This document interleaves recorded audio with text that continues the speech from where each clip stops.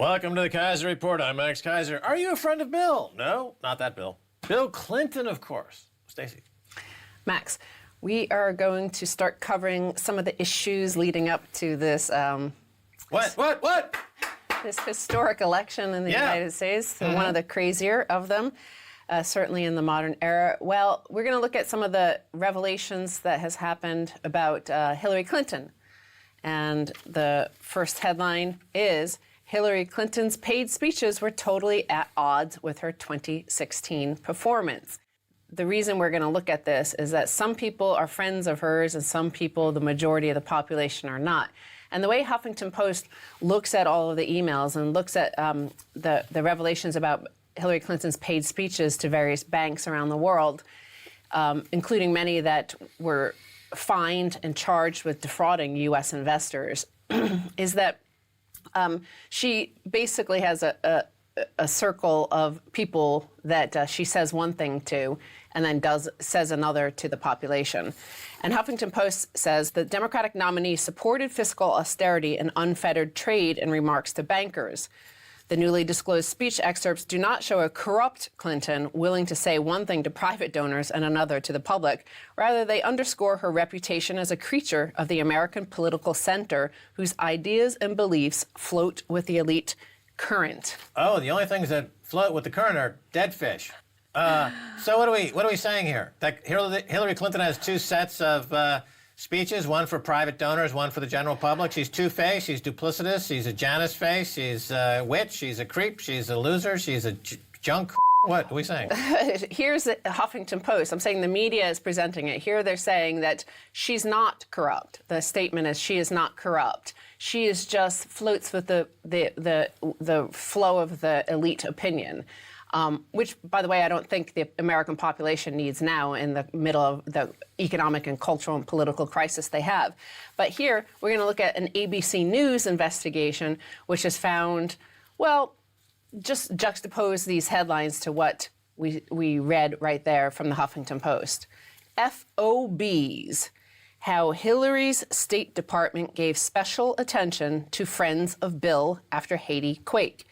In a series of candid email exchanges with top Clinton Foundation officials during the hours after the massive 2010 Haiti earthquake, a senior aide to Secretary of State Hillary Clinton repeatedly gave special attention to those identified by the abbreviations FOB, Friends of Bill Clinton, or WJC VIPs, William Jefferson Clinton VIPs.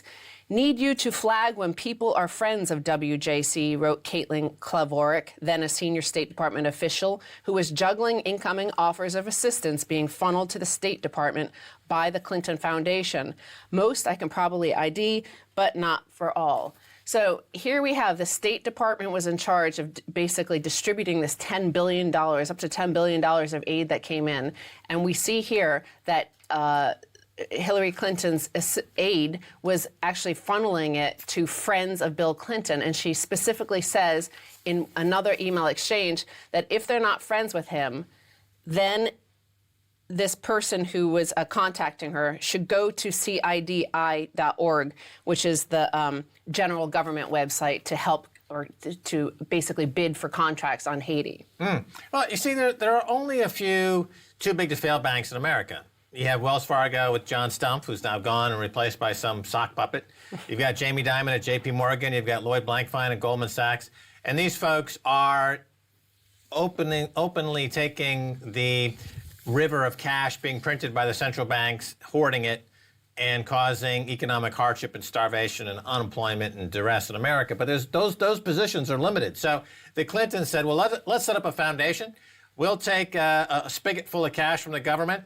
We'll put it into our pocket. They're mimicking Lloyd Blankfein. They're mimicking John Stumpf. They couldn't get a job as CEO. I mean, I think Barack Obama will be a CEO of one of the too big to fail banks when he leaves, and he'll just have his pocket wide open, and he'll take all the bribe money. Of course, he's extremely corrupt. Hillary Clinton was like, wait, Jamie Dimon is still at J.P. Morgan. How do I get $100 million from the government for free for ripping people off, lying, being a charlatan? Okay, I'll start a foundation with Bill. And we'll take all this government money for free. And we're doing God's work, of course. Well, it clearly shows as well. They have more investigations into this at ABC News, and what they find is that it is definitely Hillary Clinton, when she was the head of State Department, did funnel billions of dollars to friends of hers or friends of Bill's, more importantly. Because she couldn't get a job at a bank. That's why, because there's a glass ceiling. No women can go. Is there a woman leading a too big to fail bank? No. So why not glom onto Bill and have Bill have a foundation and then take all the government? Blah, blah, blah. You know, she's just a freaking disgusting Marmite swilling. Only she could afford Marmite, of course. And none of her, by the way, the other thing about the emails, which is quite remarkable, and there's actually just too much sleaze in there to cover in one episode. In fact, a year of episode would be required to cover just all of the sleaze. Another thing that's quite obvious is that she literally has 0 friends that are worth basically less than $100 million. None. Like, does not in any way identify or associate with those sort of people. But another headline from ABC News is, in Haiti, a factory where big money, State Department, and the Clintons met. Bill and Hillary Clinton have hailed the factory churning out Old Navy sweatshirts in an industrial park in Haiti as a shining achievement in their efforts to rebuild this island nation after a destructive earthquake in 2010. But the garment factory has under-delivered on projected jobs. Haitian workers have accused managers of bullying and sexual harassment. And an ABC News investigation has found that after opening its factory in the Haitian industrial park, built with $400 million of global aid, the Korean firm became a Clinton Foundation donor, and its owner invested in a startup company owned by Hillary Clinton's former chief of staff. Look, America's being colonized by these Clinton pigs, and Haiti was already part of the slave trade, and they had a rebellion, and they've been put down, and they've been the victim of colonization ever since. And why shouldn't the Clintons get involved in colonizing Haiti? You know, the 21st century colonizing powers, to rip them off and steal a few million, a few $100 million. You know, it's just in keeping with the tradition of colonial folks who like to put black people in chains, put them in prison, slave labor. Slave labor has always been profitable. Prisons have always been profitable. The Clintons know that. They've been getting rich off the back of that. And as president of the United States, they expect more blacks in prison, more bombs and dropped on poor, innocent people around the world, and maybe a war with Russia if she gets her way. I mean, that's probably going to make her a billionaire. The article does point out that the Clintons do think they feel a lot for Haiti, and it's more of the liberal sort of interventionist notion that here we're saving them by enriching ourselves. Don't you see that I feel emotionally bad? Whereas the right wing might just say, I'm going to take this money and not feel bad about it. But the investigation goes on to find that Jake Johnston, who is an analyst in the Center for Economic and Policy Research, he looked at all the documents and looked at the reconstruction projects that did happen in Haiti. And he found that contributors to the Clinton Foundation benefited from the relief effort in Haiti writ large. The evidence indicates that those who were contributing to the Clinton Foundation and active in Haiti were certainly a part of that reconstruction process. So here again, friends of Bill's, friends of Hillary benefited financially hugely with taxpayer and global contributions. And yet, this gets zero attention in the press in the United States because of these comical sort of tabloid-esque sort of vulgar headlines that are just talked about, whereas none of the research, none of these sort of revelations would normally disqualify a person for being president as well. Right. Yeah, but the mechanisms in place to avoid, like, here you have this Donald Trump who's gotten very, very close to being in the White House, and but will probably fall short. So what'll happen is, okay, Clinton will reassume the White House, and then they'll pass a bunch of new laws to make it impossible for a populist to get anywhere near the White House. Just like after the savings and loan crisis of the 80s, they passed a lot of laws to make it legal to rip people off, as they did in the savings and loan crisis, which gave us the 2008 crisis. The reason nobody went to jail is because they passed laws after the S&L crisis to make what was illegal then legal. So now Clinton will become the White House. She'll be paranoid, so she'll impose more draconian surveillance laws. She'll put more people in jail. She'll increase the American casino gulag economic model, and it'll be a god-awful characterization of what was once a free and democratic nation. Again, the research over the past few weeks have shown that 70% of Americans have less than $1,000 in savings. So here's a woman who, in the emails, quite clearly, there was a conversation in the hacked Podesta emails, her chief of staff, and what they found out was that she was willing to fly somewhere for some Saudi billionaire if he gave $6 million to the foundation. So it was openly discussed and mocked that he hadn't yet given $6 million, and she would fly somewhere if he did that. I think you have to do a simple metric. Millions per Clinton fortune to Saudi beheadings. So in other words, for every Saudi beheading, you have to figure out how many more millions the Clintons aggregate per beheading. The Clintons and Saudis are like this. The Saudis chop, chop, chop. You know, oh, you're gay? Oh, we'll chop your head off. Oh, you insulted some prince? Oh, chop your head off.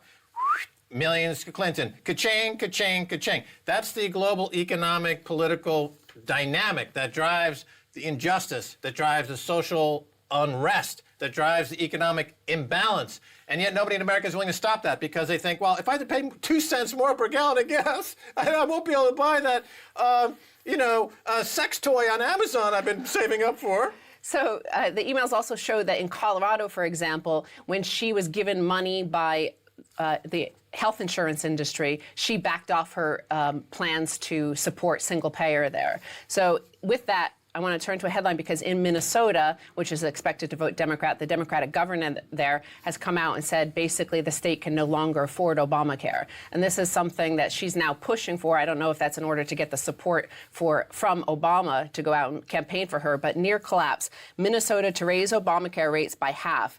Minnesota will let the health insurers in its Obamacare market raise rates by at least 50% next year after the individual market there came to the brink of collapse, the state's commissioner said. The increases range from 50 to 67%, but on average, it's 60%, and there are 250,000 people, or 5% of the state's population, that will be hit by this. Well, just like it costs $100,000 or more to keep somebody in prison versus a lot less to send them to Harvard, it's a lot more economic to overcharge people for health care than to give them a health care plan that would sustain a healthy, dynamic, growing nation. Because it's a prison industrial casino gulag complex. Hillary Clinton wants to be the president of it to make a few more bucks. Rise up. Okay, stay tuned for the second half. A whole lot more.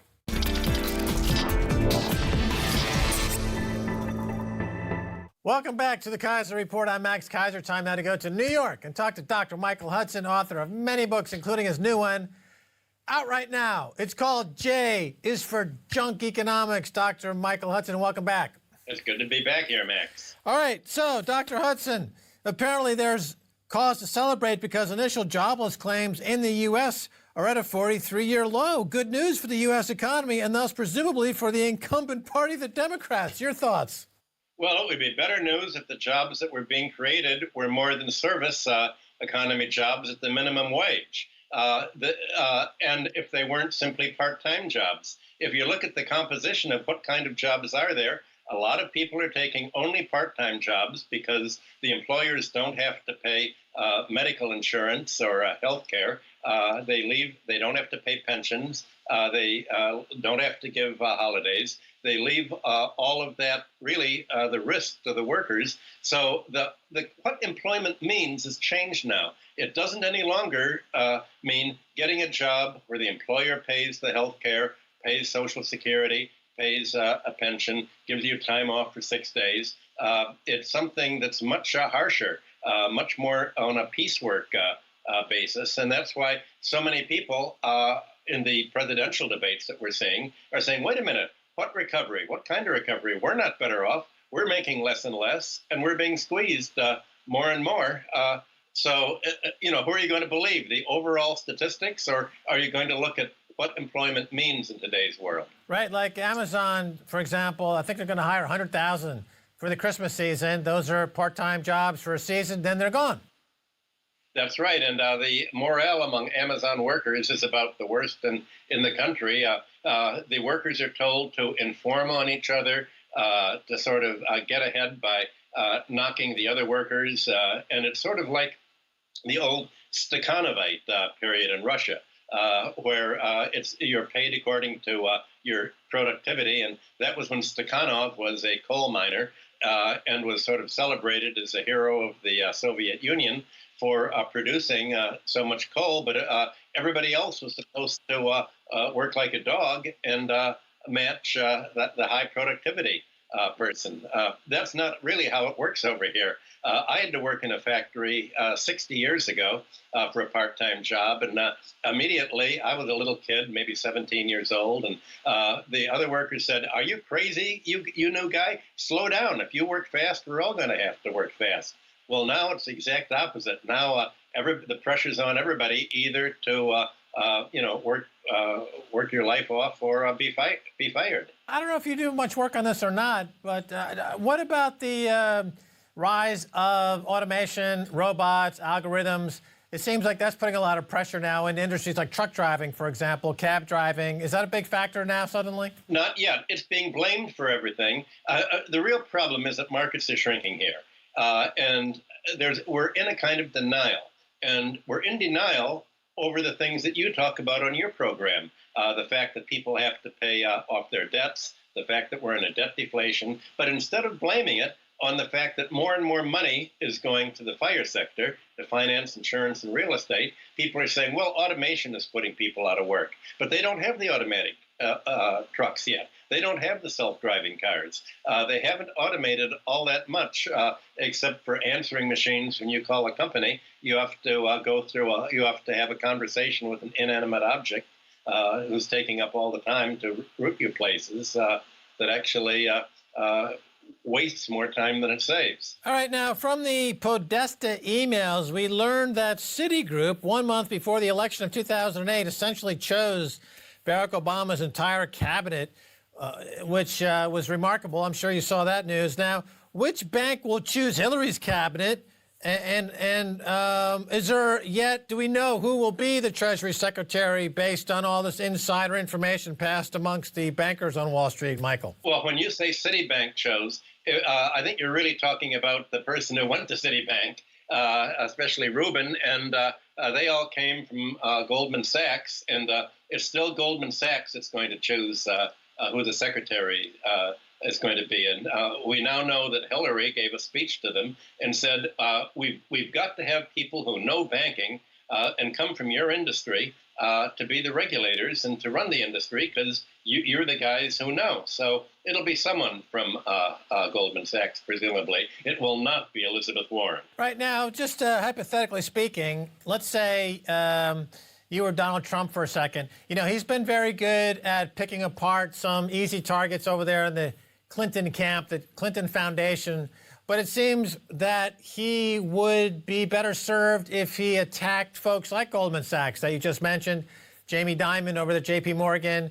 If you were to orchestrate his attack strategy, who would you go after? Or maybe he's doing a great job. I don't know what you think. What are your thoughts on that? Well, I'd go after the easy picking, which right now is Wells Fargo. He can say, look, it's obvious that these guys were running a criminal organization. If you can't throw the head of Wells Fargo and the head of their compliance department, the head got $131 million pay and the compliance person got maybe $100 million. If you can't throw them in jail, then what on earth are you going to go? You'd go after the easy pickings, because the problem is that ultimately the Republicans' constituency is exactly the same as the Democratic constituency. They're both different groups for Wall Street. So you have Democrats for Wall Street and you have Republicans for Wall Street, and it really doesn't make that much of a difference between them. And so Trump doesn't want to cut back what he's doing. But if he wanted to be a really smart demagogue, he'd say, look, they're making a big point of the fact that I didn't pay the banks and I stiffed the banks. I can stiff the banks for America. I can do for America what I did to the banks for myself. I can make sure that they're not paid. And you know that I'm no friend of the banks and they're no friend of mine. He could make a thing of that, but that wouldn't be very Republican. Yeah, and he could align himself with Elizabeth Warren and do a lot of repair work, mending some fences over there in the female camp. Let me stick with Wells Fargo for a second, because going back to the 2008 scandal period, a lot of the crimes that were committed were through third parties, through the chicanery of derivatives. Remember, Goldman Sachs had off-balance sheet hedge fund deposits at Maiden Lane, or they went through, they violated reserve, a lot of complicated types of crimes are committed. But with Wells Fargo, they just stole people money out of their account. 2 million people got their money stolen. I mean, it wasn't anything tricky about it. It's no different than a bank robbery.